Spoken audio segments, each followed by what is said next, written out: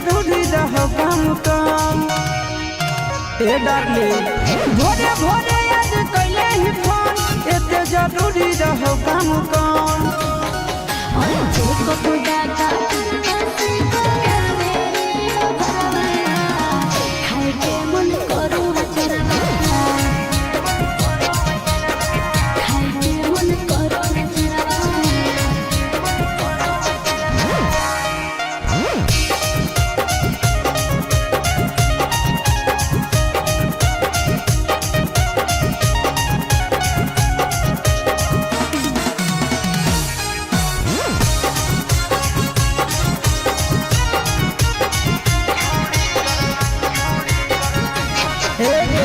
छोड़ी कर नहीं बदना हम कलियो नहीं काम गे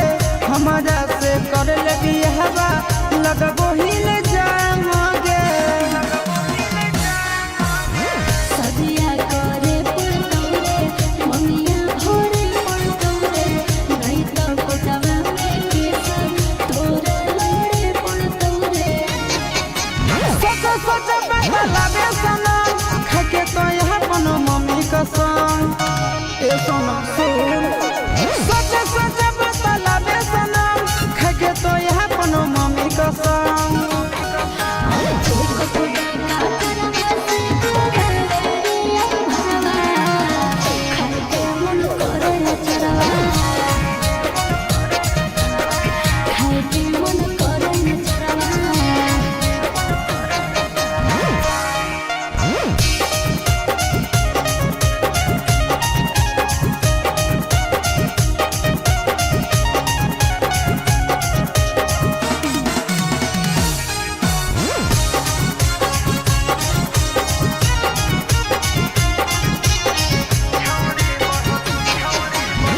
छौड़ी बढ़लो तोरा बेटा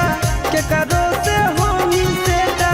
हम तो छो महीना से कलियो नहीं छौड़ी भेटा हे रे दिल लो भावना सिया सोताई के भूलिया रे अब दाते काहे लगो ले जाबे जमुइया रे